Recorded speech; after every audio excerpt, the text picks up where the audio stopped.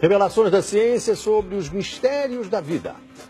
Especialistas de vários países estiveram no Brasil para o lançamento de um grupo dedicado à tese do chamado design inteligente. Esses cientistas acreditam que a perfeição e a complexidade da natureza comprovam a existência de um ser superior. O que há por trás do bater das asas de uma borboleta?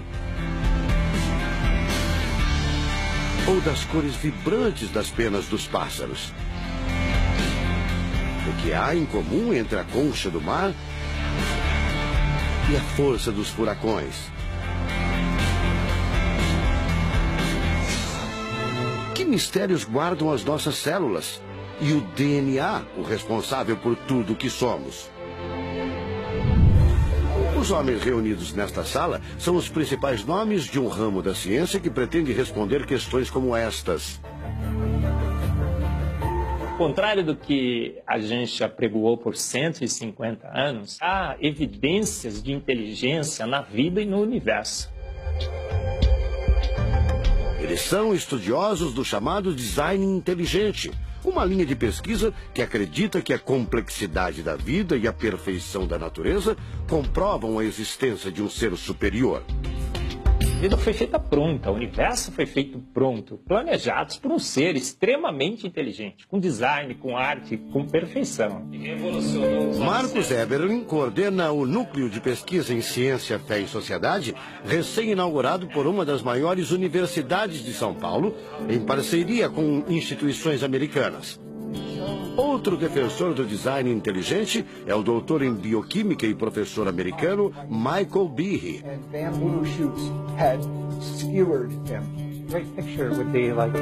Brian Miller é doutor em física. Ele coordena as pesquisas da Universidade de Duke, nos Estados Unidos. Seria um super engenheiro, um super arquiteto?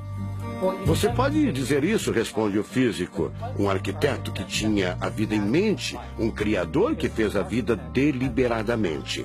Also, when you look at life itself, não é de hoje que os cientistas procuram pistas deste arquiteto da vida. Galileu Galilei, o célebre físico e astrônomo italiano, disse há mais de 400 anos que a matemática é o alfabeto com o qual Deus escreveu o universo. A matemática se dedica a provar que tudo no universo segue uma lógica. Mas foi ainda antes, na Idade Média, que outro italiano, Leonardo Fibonacci, decifrou parte deste alfabeto. Ele descobriu um padrão numérico que se repete em quase tudo na natureza. Em homenagem a ele, o padrão passou a ser conhecido como sequência de Fibonacci, uma sequência lógica de números que pode ser expressa em formas geométricas. Em cada quadrado, a gente consegue construir arcos, são aquelas linhas tortas, né? A gente consegue ligar um arco com o outro. Quando você liga um arco, um outro arco, um outro arco, um outro arco, um outro arco, e vai seguindo um outro arco, pensando no próximo quadrado, um outro arco. Essa aqui é uma figura que é uma espiral, chamada espiral de Fibonacci. E essa espiral aparece em diversos lugares do nosso cotidiano. Aparece, por exemplo, na nossa orelha. O formato da nossa orelha é exatamente essa espiral. Uma coisa interessante, aparece no nosso rodamuinho do cabelo aqui. É o mesmo formato que aparece aqui. Que é o mesmo formato que aparece naquela concha do mar, tal do Nautilus, né? Que é o mesmo formato que aparece nas estrelas do universo. Que é o mesmo rodamuinho que forma quando tem um furacão. A sequência de Fibonacci foi encontrada também nas ondas do mar, nas pétalas das rosas, na distribuição das sementes do girassol e até nos hexágonos da casca do abacaxi. Mais uma comprovação matemática da existência de uma mente inteligente por trás da criação seria o chamado número de ouro, ou proporção áurea, representada pela letra Φ. O número de ouro, também representado pelos dígitos 1,618, está presente na construção de uma das obras mais importantes da antiguidade, o Parthenon. Foi usado por Leonardo da Vinci na Mona Lisa, o quadro mais famoso do mundo.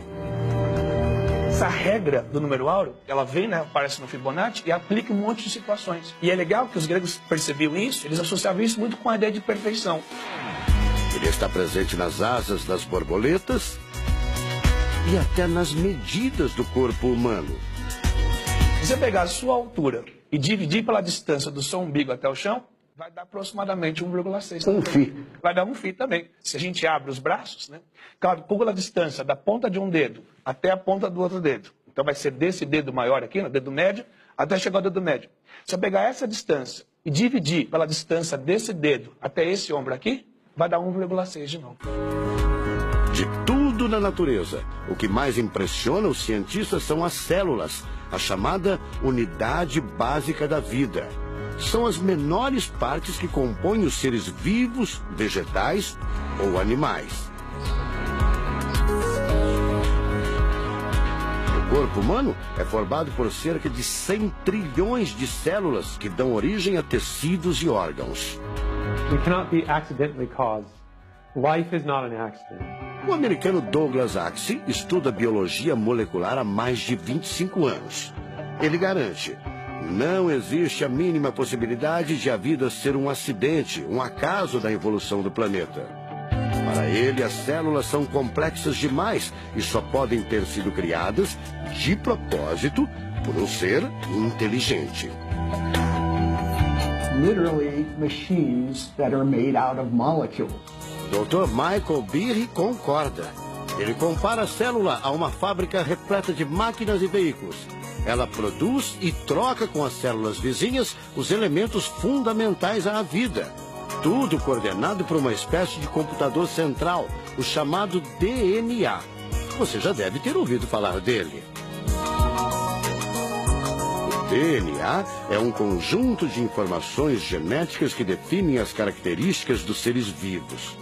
Entre os humanos é o DNA que informa o sexo, a cor da pele e do cabelo e o formato do rosto, entre outras coisas. São 6 bilhões de informações condensadas numa estrutura microscópica extremamente eficiente. O presidente da Sociedade Brasileira do Design Inteligente considera o DNA o mais avançado código de que se tem notícia. A gente tem a molécula de DNA como um modelo. Por quê? Porque quando a gente descobriu essa molécula, a gente viu que é uma molécula fantástica, maravilhosa. E ali evidências e mais evidências de que uma mente inteligente projetou a vida. Porque é o software da vida. E esse software tem o quê? Tem ali um código. E a gente sabe que códigos emanam de mentes inteligentes. Nos Estados Unidos, um grupo de pesquisadores afirma ter identificado uma sequência de números que sempre se repete no DNA humano.